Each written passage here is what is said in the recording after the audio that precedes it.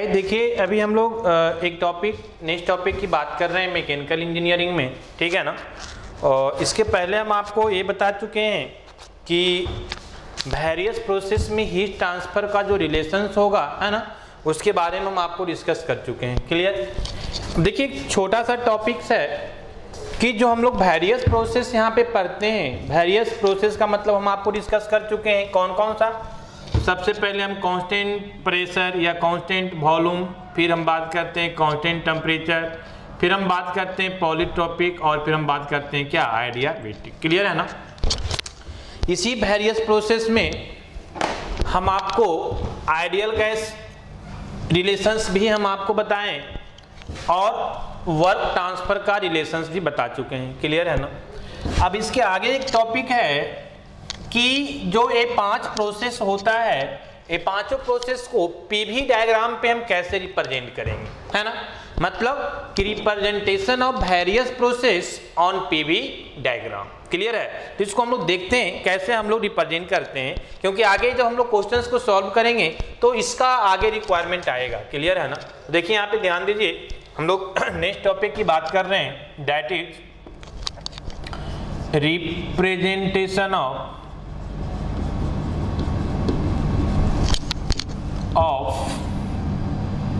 various process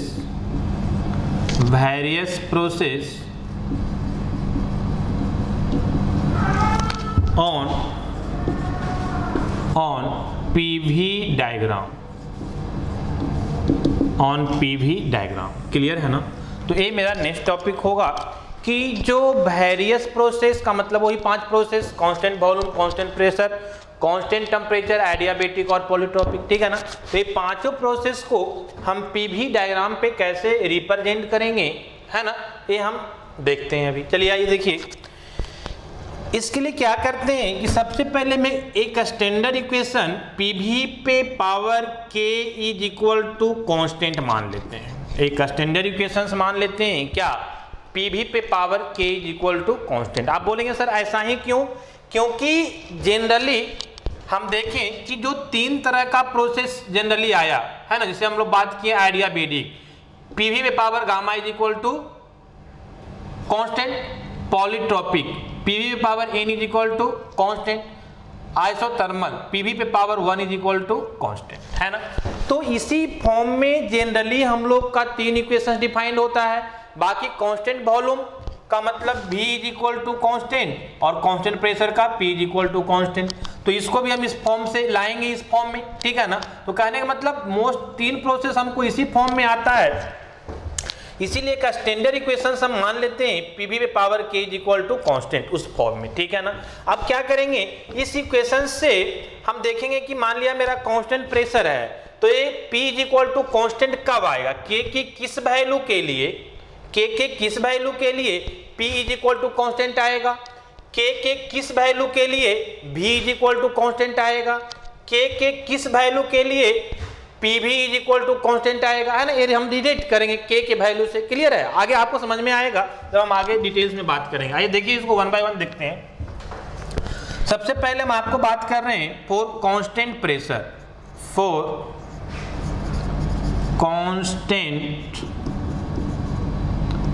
constant pressure process, है ना। हम कांस्टेंट प्रेशर प्रोसेस की बात कर रहे हैं। क्लियर। कांस्टेंट प्रेशर प्रोसेस में मतलब क्या कि P is equal to constant. हम क्या बोल रहे हैं कि एक कांस्टेंट प्रेशर के लिए P is equal to constant हम लोग डिनोट करते हैं। अब हम ये स्टैंडर्ड इक्वेशन मेरा है, अब इस इक्वेशन में K का वैल्यू हम क्या पुट करेंगे ताकि हमको P is equal to constant मिल जाए, है ना। तो हम बोलेंगे कि K के उस वैल्यू के लिए जिस वैल्यू में P is equal to constant मिल जाएगा, हम बोलेंगे कि K के उस वैल्यू के लिए ये जो आइडियल इक्वेशंस है वो हमको किस में कन्वर्ट हो जाएगा, P is equal to constant में, है ना। कैसे समझिए, यहाँ पे ध्यान दीजिए, है ना। हम बोल रहे हैं कि मेरा जो स्टैंडर्ड इक्वेशंस है दैट इज पीवी पे power K is equal to constant. Clear है ना। अब हम बोलें कि आप K is equal to 0 put कर दीजिए। कितना पुट कर दीजिए, K इज इक्वल टू 0। अगर हम आपसे बोलें कि K इज इक्वल टू आप 0 पुट कर दीजिए, तो जब K इज इक्वल टू आप 0 पुट करेंगे तो देखिए क्या मिलेगा, K पीवी पे power 0 is equal to constant, यही है ना स्टैंडर्ड इक्वेशंस।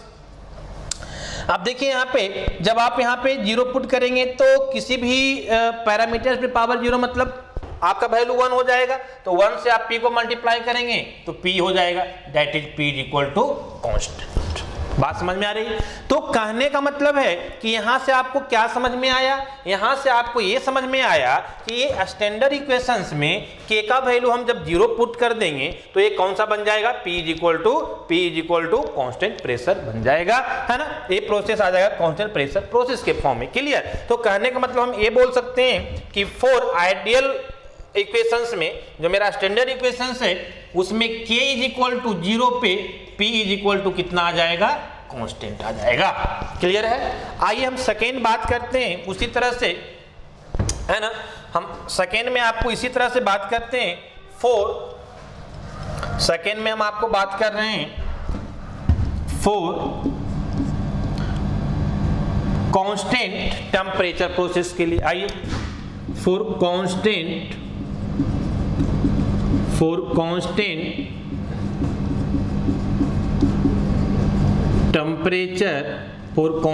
Temperature process.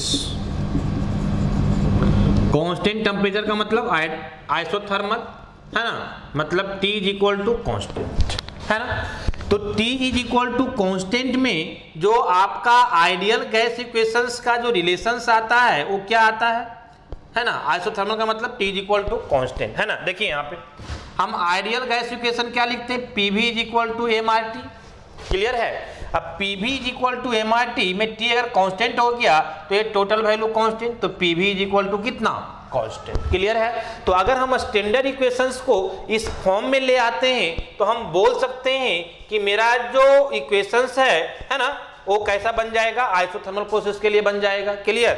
देखिए यहाँ पे ध्यान दीजिए कि आपका जो स्टैंडर्ड इक्वेशन है PV पे power k is equal to constant, तो अगर आप k is equal to 1 put कर दें, k is equal to 1 put कर दें, कितना हो जाएगा, PV is equal to constant, तो आपको मिल जाएगा PV is equal to constant. कहने का मतलब हुआ कि स्टैंडर्ड इक्वेशंस को हम आइसोथर्मल प्रोसेस के फॉर्म में ला सकते हैं जब k का वैल्यू कितना पुट कर दें, 1। क्लियर है? तो कहने का मतलब हुआ कि k इज इक्वल टू 1 पे PV इज इक्वल टू क्या मिलेगा, कांस्टेंट मिलेगा। क्लियर है? ये आपका यहां से मिल गया। चलिए आइए नेक्स्ट हम आपको बात कर रहे हैं नेक्स्ट प्रोसेस दैट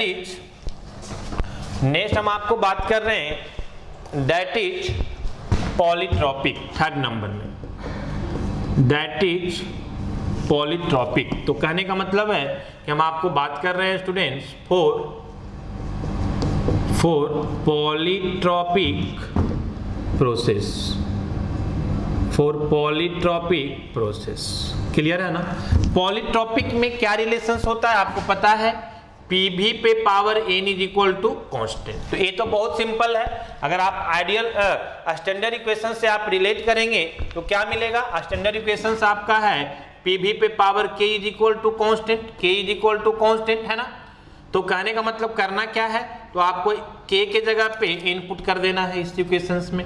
तो k इज इक्वल टू अगर आप n पुट करते हैं, if k is equal to n put करते हैं, है ना, तो ये आपका इक्वेशन बन जाएगा पॉलीट्रॉपिक के, PV पे power n is equal to constant, है ना। ये आपका आ जाएगा।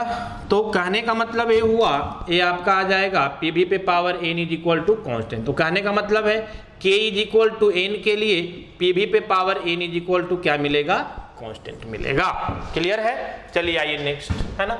नेक्स्ट हम आपको बात कर रहे हैं इसी तरह से सेम हम आपको बात कर रहे हैं दैट इज, है ना, हम सेम इसी तरह से बात कर रहे हैं आपको किसके लिए, हम आपको बात कर रहे हैं फोर्थ नंबर में फॉर आइडियाबेटिक प्रोसेस। ये भी बहुत सिंपल है। देखिए यहाँ पे आइडियाबेटिक का रिलेशन क्या होता है, PV पे power gamma is equal to constant. Standard equations क्या है, PV पे power k is equal to constant. Clear है ना? PV पे power k is equal to constant. आप यहां से अगर k is equal to gamma put कर दें तो आपको क्या मिल जाएगा स्टूडेंट्स, तो आपको मिल जाएगा कि PV पे power gamma is equal to constant, है ना। तो कहने का मतलब है कि स्टैंडर्ड इक्वेशंस में k is equal to gamma put कर देंगे, है ना, k is equal to this is k is equal to gamma put कर देंगे तो हमको a मिल जाएगा, है ना। तो 4 प्रोसेस हम आपको बात कर लिए, एक और आपका बच रहा है, कौन सा, that is constant volume process, है ना। कांस्टेंट वॉल्यूम प्रोसेस आपका बच रहा है। देखिए कांस्टेंट वॉल्यूम प्रोसेस में हम लोग कैसे रिप्रेजेंट करेंगे, ध्यान दीजिए यहाँ पे, समझिए थोड़ा सा, है ना। तो कहने का मतलब है कि जब हम कांस्टेंट वॉल्यूम प्रोसेस की बात करेंगे स्टूडेंट्स, है ना, जब हम आपको कांस्टेंट वॉल्यूम प्रोसेस की बात करेंगे तो उसमें कुछ रिलेशंस इस तरह से आएगा, है ना। समझिए यहाँ पे हम आपको रिप्रेजेंट कर रहे हैं, आइए 5th number, this is 5th number आपका है ना। तो ये आपका 5th नंबर है, ये हम बात कर रहे हैं आपको constant volume, constant volume process का। कांस्टेंट वॉल्यूम इसी को हम लोग आइसोकोरिक भी बोलते हैं, क्लियर है ना। तो कांस्टेंट वॉल्यूम प्रोसेस में हम लोग कैसे करेंगे, तो देखिए यहाँ पे कांस्टेंट वॉल्यूम का मतलब आपका वॉल्यूम क्या रहेगा, कांस्टेंट रहेगा। आपका जो स्टैंडर्ड इक्वेशन है दैट इज पीवी पे power k is equal to constant है ना। अब आप क्या पुट करें ताकि आपका v is equal to constant मिल जाए, तो इसमें थोड़ा सा समझना पड़ेगा, थोड़ा सा आपको दिमाग लगाना पड़ेगा। देखिए कैसे हम इसको कर रहे हैं, हम क्या करते हैं कि ये पीवी पे पावर k पे 1/k से हम पावर कर देते हैं और इधर c पे भी 1/k से हम पावर कर देते हैं। दोनों इक्वल साइड में हम सेम वैल्यू से पावर स्क्वायर कर कुछ भी कर सकते हैं ना, मल्टीप्लाई भी कर सकते हैं। चलिए आइए, जब आप इसको सॉल्व करेंगे, ठीक है ना, तो जब आप इसको सॉल्व करेंगे तो यहाँ से आपको क्या मिलेगा स्टूडेंट, ध्यान दीजिए, यहाँ पे ध्यान दीजिए। जब आप इसको करेंगे तो p पे पावर 1/k मिलेगा आपको, यहाँ से p पे पावर 1/k, p पे पावर 1/k इंटू ए v पे पावर k और k कैंसिल हो जाएगा, तो v पे पावर कुछ भी नहीं 1 बचेगा, that is equal to c पे पावर कांस्टेंट, k भी क्या है, कांस्टेंट वैल्यू है, तो कांस्टेंट पे पावर कांस्टेंट करेंगे तो आपको कांस्टेंट ही मिलेगा, तो हम फिर से c लिख सकते हैं। चलिए आइए देखिए यहाँ पे ध्यान दीजिए, अब हम क्या कर रहे हैं कि हम यहाँ पे k is equal to infinity put कर रहे हैं, है ना, हम पुट कर रहे हैं k is equal to infinity. ऐसा क्यों कर रहे हैं समझिए, हमको लाना क्या है, v is equal to constant, तो अगर हम k बाई इन्फिनिटी करेंगे तो एक p पे पावर 0 हो जाएगा, क्लियर है ना। तो p पे पावर 0 का मतलब 1 into v is equal to constant, clear है। तो कहने का मतलब कि अगर हम a पुट कर दें तो हमको p पे पावर 1/इन्फिनिटी into v is equal to c मिलेगा, और एक कितना हो जाएगा 1 इंटू v करेंगे तो v हो जाएगा, तो that is v is equal to constant. तो कहने का मतलब ये हुआ कि ये v is equal to constant हमको कब मिला, जब k इज इक्वल टू कितना है, इन्फिनिटी है। तो हम बोल सकते हैं कि जब k is equal to infinite है तो हमको v इज इक्वल टू कितना आएगा, कांस्टेंट आएगा, ठीक है ना। तो इस तरह से जो है हम ये सारा वैल्यू हम आपको यहाँ पे रिप्रेजेंट कर दिए, है ना। तो कहने का मतलब है, आइए देखिए यहाँ पे ध्यान दीजिए, थोड़ा समझिए, है ना, हम क्या बोलना चाह रहे हैं। हम ये बोलना चाह रहे हैं कि अगर हम देखें इसको, है ना, डिफरेंट कंडीशंस में, क्लियर, तो हम ये बोल सकते हैं, क्या बोल सकते हैं, ध्यान दीजिए कि हमको जो वैल्यू आएगा, है ना, अगर हम यहाँ से रिलेट करें तो सबसे पहले p is equal to constant, यही है आपका p is equal to constant पहला प्रोसेस में, तो हम बोल सकते हैं कि p is equal to constant के लिए हमको k का वैल्यू कितना चाहिए, 0, है ना। फिर हम बोल सकते हैं कि t is equal to constant के लिए हमको k का वैल्यू कितना चाहिए, t is equal to constant के लिए k का वैल्यू 1। सिमिलरली हम बोल सकते हैं कि पॉलीट्रॉपिक के लिए k का वैल्यू कितना, k इज इक्वल टू कितना बोलिए n। और हम बात करें आइडियाबेटिक के लिए तो k का वैल्यू गामा। और अगर हम बात करें कि फॉर कांस्टेंट वॉल्यूम प्रोसेस के लिए, है ना, तो k का वैल्यू कितना, इनफाइनाइट, ठीक है। आप देख रहे होंगे कि ये आपका इंक्रीजिंग ऑर्डर में दिख रहा होगा, इंक्रीजिंग, ठीक है ना। तो ये आपको इंक्रीजिंग ऑर्डर में दिख रहा है के का वैल्यू, क्लियर है ना। तो अब हम क्या करेंगे कि इसी के कॉन्सेप्ट से हम आपको पीवी डायग्राम को रिप्रेजेंट करेंगे, क्लियर है ना। तो देखिए इसको हम आगे जो है ना, अब किसको हम क्या करेंगे, पीवी डायग्राम पे रिप्रेजेंट करेंगे। तो चलिए आइए देखते हैं इसको हम लोग कैसे इसको रिप्रेजेंट करते हैं, क्लियर।